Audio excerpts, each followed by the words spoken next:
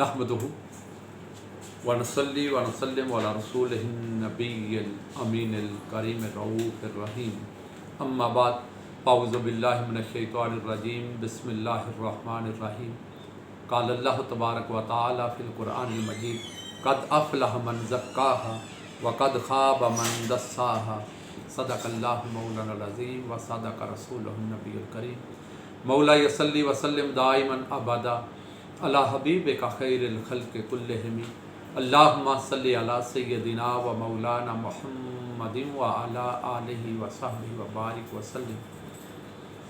नाज़रीन, अल्लाह जल्ला मजदहू के फ़ज़ल व करम से दुरूस तसव्वुफ़ की इस बाबरकत नशिस्त में हाज़री की सआदत नसीब हो रही है। मेरी दुआ है रब्बे कायनात हमारी ये बाबरकत मजलिस अपनी बारगाह में कबूल व मंजूर फरमाए और इसके अनवार व बरक़ात में से हम सब को हिस्सा-ए वाफ़र अता फरमाए।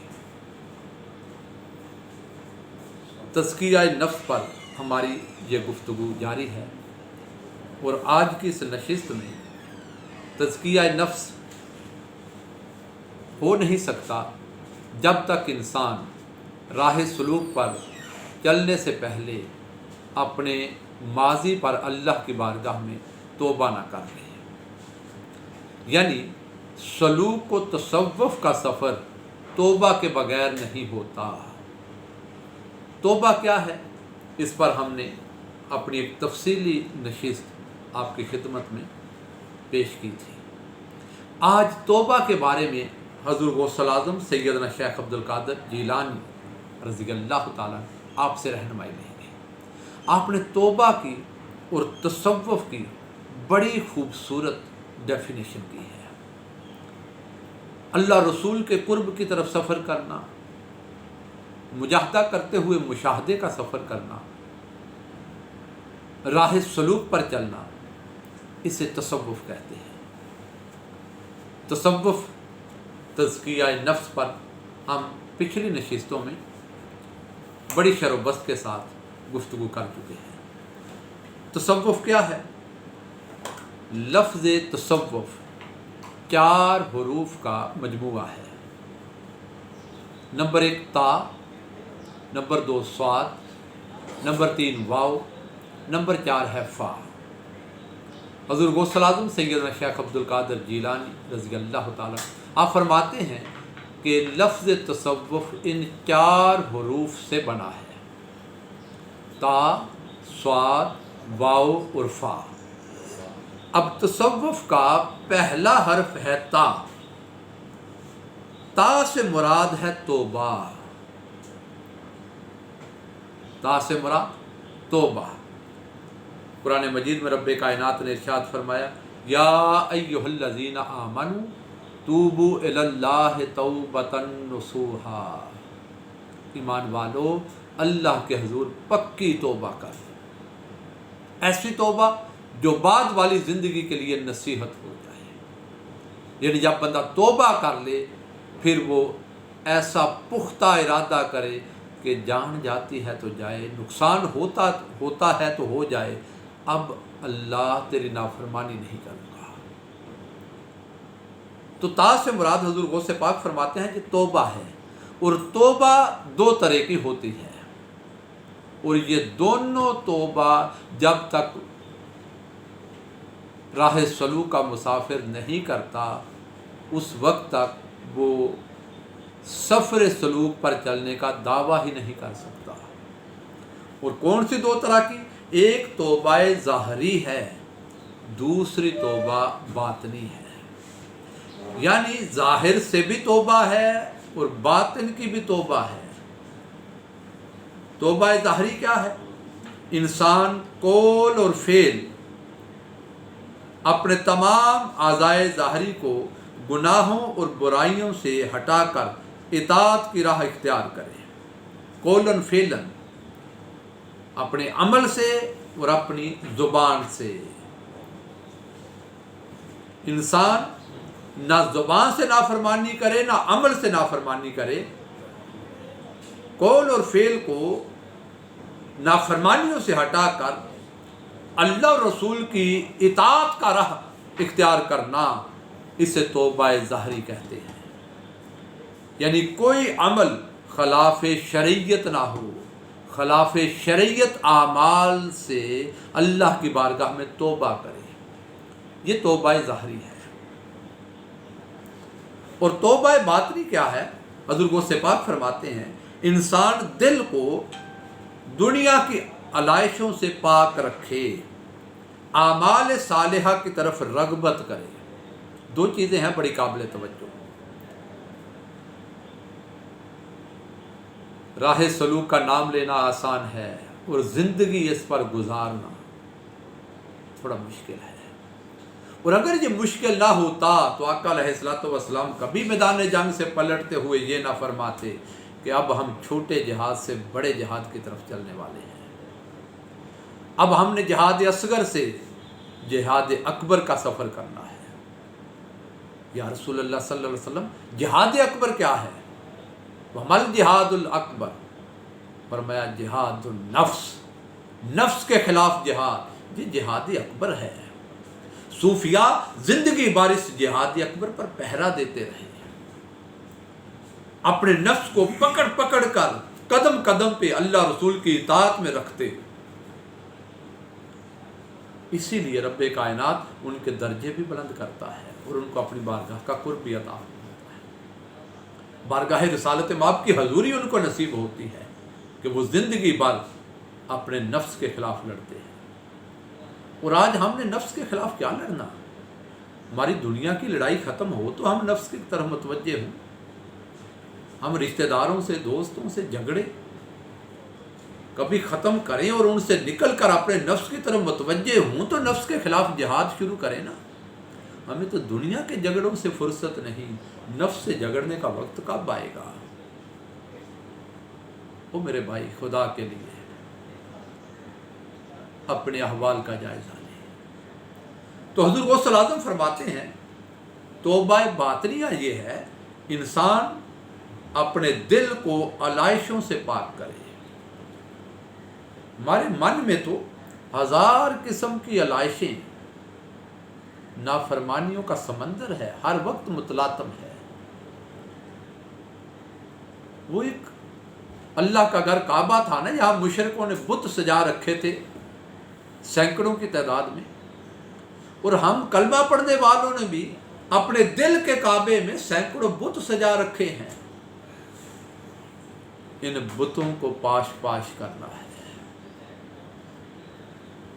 اس من کی سرزمین کو نجاستوں سے، غلاظتوں سے، نافرمانیوں سے پاک کرنا ہے۔ اور توبہ کے پانی کے بغیر یہ نجاست دھل نہیں سکتی۔ اور ان دروس سے تصوف کا مقصود بھی یہ ہے ہم اپنے من کو اجلا کریں، ستھرا کریں، پاکیزہ کریں، تاکہ رحمت الہیہ کی بارش برسے، اس سے یہ سرزمین پاک بھی ہو جائے اور منور بھی ہو جائے، پھر یہ دل نوری ہو جائے، اعضائے بدن نوری ہو جائیں۔ اور یہ سفر ممکن نہیں جب تک ہم توبہ نہیں کرتے۔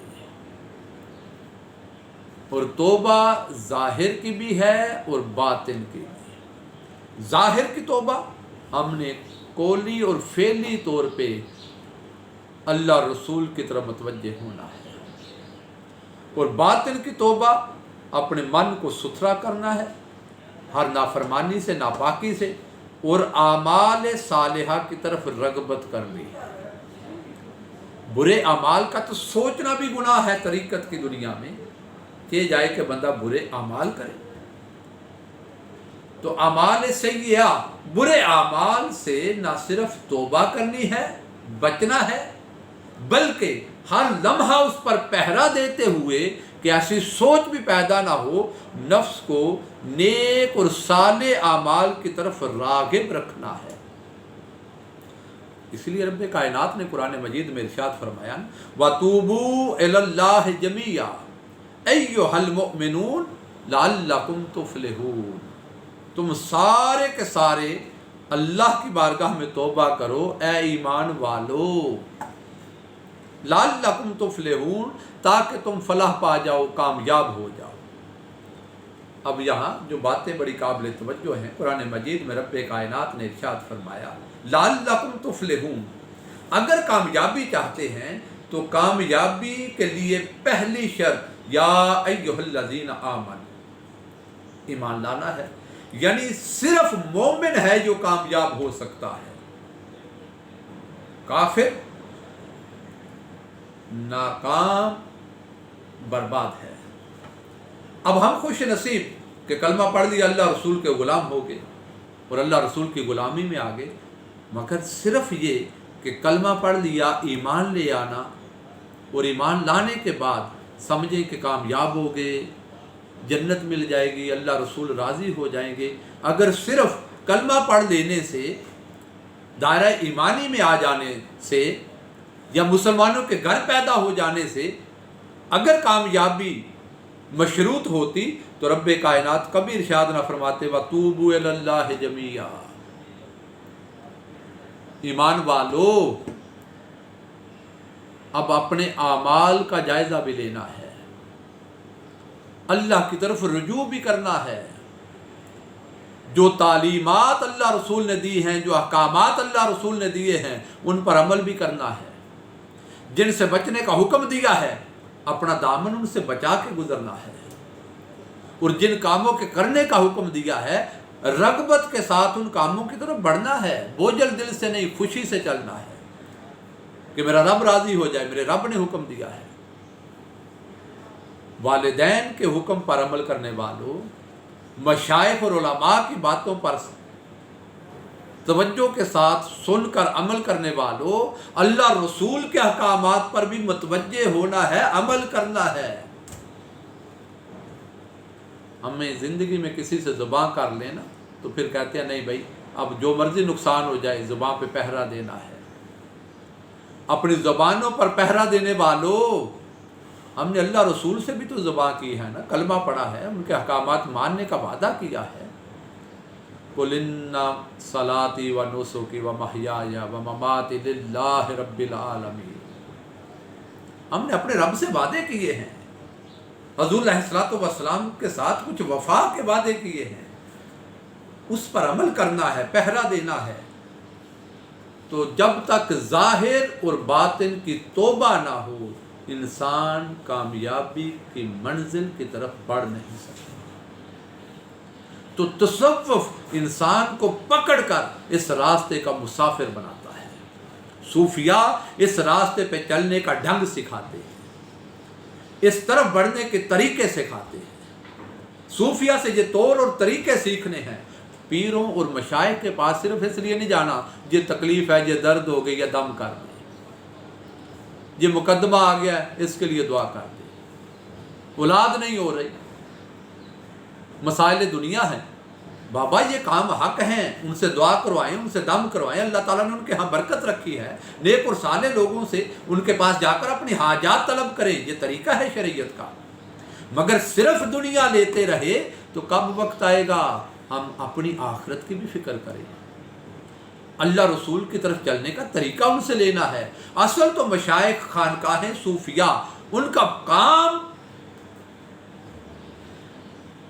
اپنے ارادت مندوں کو اللہ رسول کی طرف چلانے کا تھا، جو اصل کام تھا ہم وہ تو لیتے نہیں مشائخ سے، اور ان سے وہ کچھ لیتے رہے جو ان کا کام ہی نہیں تھا۔ خدا را میں مشائخ سے بھی دستبست عرض کر رہا ہوں، یہ مسند، یہ منصب، اس کا تقاضا ہے کہ لوگوں کو اللہ رسول کی طرف متوجہ کیا جائے۔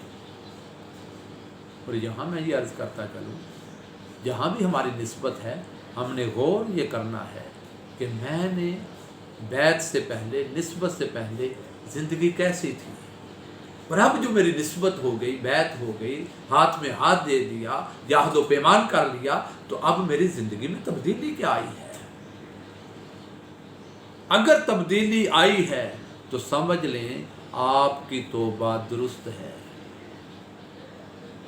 آپ سلوک کے مسافر ہیں، آپ صوفیاء کے راستے پر ہیں۔ اور دوسری چیز حضور غوث اعظم سیدنا شیخ عبد القادر جیلانی فرماتے ہیں، تصوف کا دوسرا حرف ہے صاد۔ स्वाद से मुराद है सफाई, यानी तसव्वुफ और रूहानियत का सफ़र ये ज़ाहरी और बातनी सफाई के बगैर मुमकिन ही नहीं है। आज की महज़ब दुनिया में तालीम याफ्ता हो गए हम लोग, तौर तरीके सीख लिए, ग्लोबल विलेज बन गई दुनिया, खुशहाली का सफ़र है, ज़माना है, तो हर बंदा गुस्ल कर लेता है, कटिंग शेप अच्छी बनवा ली, खत अच्छा करवा लिया, ड्रेसिंग अच्छी कर ली, कॉलेज यूनिवर्सिटी आते जाते हैं, रिश्तेदारों के आते जाते हैं, तो अपने आप को अच्छा तैयार कर लिया, बनाव संगार कर लिया। ये जो हम ज़ाहिर पर तवज्जो देते हैं, तैयारी करते हैं, सूफिया इसी तरह इरादतमंदों के, मुरीदों के, चाहने वालों के बातन को संवारते हैं। जिस तरह इंसान का ज़ाहिर है, हम ज़ाहिर धोते हैं, तसव्वुफ इंसान का बातिन धोता है, मन को सुथरा करता है। मन का सुथरा करना यही तज़किया नफ्स है। वो हज़रत सैयदना इब्राहीम अलैहिस्सलाम अल्लाह के जलील और कदर पैगम्बर हैं। रब्बे कायनात ने उनसे फरमाया, इब्राहीम अलैहिस्सलाम, ये जो वज़ू करते हैं ना, ज़ाहिर धोते हैं, इनको फरमाओ कभी दिल भी धोया करो, बातिन भी धोया करो। इब्राहीम अलैहिस्सलाम तड़प के अर्ज़ किया, मौला दिल कैसे धोएं, बातिन कैसे धोएं, यहाँ तो पानी नहीं जाता। फरमाया, इब्राहीम दिल आंसुओं से धुलता है, अल्लाह की बारगाह में शर्मिंदगी के आंसू, नदामत के आंसू, तौबा के आंसू, रुजू के आंसू। जब बंदा राह सलूक का मुसाफिर, अल्लाह रसूल की तरफ मतवज्जे होने वाला, रुजू करने वाला, जब अपनी माजी को याद करके अल्लाह की बारगाह में आंसू पेश करता है, तो उसका मन सुथरा होता है, उसके दिल की सरजमीन पाकीज़ा होती है। उसका मन जब सुथरा होता है तो ये सफ़र स्वाद हो रहा है। तो तसव्वुफ की स्वाद ये इंसान के मन को सुथरा करती है। और ये सफाई भी दो तरह की है, एक कल्ब की सफाई है और दूसरी सिर की सफाई है। दिल को बशरी कदूरतों से साफ करना, ये मुख्तलिफ किस्म के खाने चाहता है, ख्वाहिशात रखता है, मशरूबात पीना चाहता है, देर तक सोना चाहता है, लोगों से हमा वक्त गुफ्तगू में मसरूफ़ रहना चाहता है, ख्वाहिशात दुनिया रखता है, कसरत जमात की रग़बत है। तो ये बहुत सारी औलाद की मोहब्बत है, कसरत माल और औलाद की मोहब्बतें हैं। ये जो हमारे मन में ख्वाहिशात हैं, इनसे खुद को पाक करना और ऐसी ख्वाहिशात का गला दबाकर अल्लाह रसूल की इताअत की तरफ मुतवज्जे रहना। हुज़ूर शेखुल इस्लाम ने बड़ा खूबसूरत जुमला इरशाद फरमाया कि ये दुनिया की मिसाल घोड़े की मानंद है, कि दुनिया पर सवार होना है जिस तरह इंसान सवारी पे, घोड़े पे सवार होता है, दुनिया को अपने ऊपर सवार नहीं करना। रह गई ज़रूरियात ज़िंदगी, वो तो रब ने आपके लिए बनाई है, दुनिया आपको अता करनी है, मगर इनकी तलब में मारे मारे नहीं फिरना, तवज्जो खालिक की तरफ रखनी है। तो दिल को इन ख्वाहिशात से पाक करना, साफ करना, ये तसव्वुफ की स्वाद का सफ़र है। अब ये ख्वाहिशें हर इंसान की पैदाइश के साथ, और जैसे जैसे नशोनुमा पाता है दुनिया में, ये सारी चीज़ें उसके साथ ज़िंदगी में परवान करती हैं, परवान चढ़ती हैं। अब इनका इलाज क्या है? इलाज ये है कि शेख कामिल से ज़िक्र ले, तलकीन ले ज़िक्र की, और ज़िक्र बिल जहर पर तवज्जो करे। तन्हाई में बैठे या शेख का जो हल्का लगता है ज़िक्र का, उसमें बैठे और ज़िक्र बिल जहर पर इतना यकसुई के साथ मुतवज्जे हो जाए, तवज्जो करे कि वो रफ्ता रफ्ता ज़िक्र बिल जहर उसका हाल बन जाए ज़िक्र खफ़ी में, उसकी ज़ुबान ज़ाकिर हो जाए, उसके आज़ाद ज़ाकिर हो जाएं। اور نفی اسبات کا ذکر اس جذبے سے کرے اور اس طرح دل پر ضربیں لگائے کہ پھر اس کا دل ذاکر ہو جائے۔ جیسے بزرگ کہا کرتے تھے نا، ہاتھ کار ول دل یار ول۔ ظاہراً دنیا میں مشغول رہے مگر باطن کا حال یہ ہو کہ باطن اللہ کے ساتھ جڑا رہے، مالا اللہ کے ساتھ جڑا رہے، تو پھر حال یہ بنتا ہے، عطا بندے پر یہ ہوتی ہے، بندہ ظاہراً فرشی ہوتا ہے، نظارے اس کے عرشی ہوتے ہیں۔ پھر زمین پر بیٹھ کر وہ رب کائنات کے انوار و تجلیات سے اپنے من کو ہمہ وقت منور دیکھتا ہے۔ تو ذکر بالجہر اس کا سب سے قیمتی اور مؤثر ہتھیار ہے علائشوں سے من کو ستھرا کرنے کے لیے۔ اب آپ ذرا، میں خود کو بھی اور اپنے سننے والوں کو بھی متوجہ کرتا ہوں، اب ذرا ہم جائزہ لیں اپنا اور اپنے احوال کو دیکھیں، تو کیا ایسا نہیں ہے ہم دنیا میں، کاروبار میں، خاندان میں اور دیگر معاملات میں اتنا الجھے ہوئے ہیں کہ ہفتے مہینے گزر جاتے ہیں، ہمیں ذکر کرنے کی توفیقات ہی میسر نہیں، شوق ہی نہیں، احساس ہی نہیں، نہ گھر میں ہمارے کلچر کہ ہم خاندان کو بٹھائیں ذکر اذکار کریں، نہ ہمارے کمرے میں یہ حال کہ ہم اپنے کمرے میں تنہا بیٹھیں اور تھوڑی دیر متوجہ ہو جائیں اللہ کی طرف اور ذکر اذکار میں کو آدھا گھنٹہ گزار لیں، نہ ہماری یہ روٹین اور ترتیب کہ ہفتے 10 دن بعد، مہینے بعد اپنے شیخ کی مجلس میں جا کر بیٹھیں۔ تو جب ہمارا حال یہ بنتا جا رہا ہے اور بن چکا ہے کہ ہم اللہ رسول کے لیے وقت ہی نہیں نکال رہے، متوجہ ہی نہیں ہو رہے، تو پھر ہمارا تعلق اولیاء اللہ سے کیا رہ گیا؟ ہمارا تصوف سے، صلحاء سے، اہل اللہ سے عملی طور پہ کوئی تعلق رہ گیا باقی؟ یہ زبانی جمع خرچ رہ گیا۔ اس زبانی جمع خرچ سے کوئی فائدہ نہیں ہوگا، نفع نہیں ملے گا، یہ صرف زبان تک ہے۔ جب تک زبان کی باتیں ہمارے دل کا حال نہ بن جائے، بندہ سفر تصوف، سفر سلوک پر نہ چل سکتا ہے، نہ چلنے کا کوئی دعویٰ کر سکتا ہے۔ ناظرین، انشاءاللہ العزیز اس لفظ تصوف کے بارے میں تا اور سات تک آج ہم پہنچے، واو اور فا پر اگلی نشست میں گفتگو کریں گے۔ میری دعا ہے رب کائنات ہمیں اس پر عمل کرنے کی توفیق عطا فرمائے اور ہمارے لیے سفر سلوک آسان بنا دے، آسان فرما دے۔ وما علینا الا البلاغ۔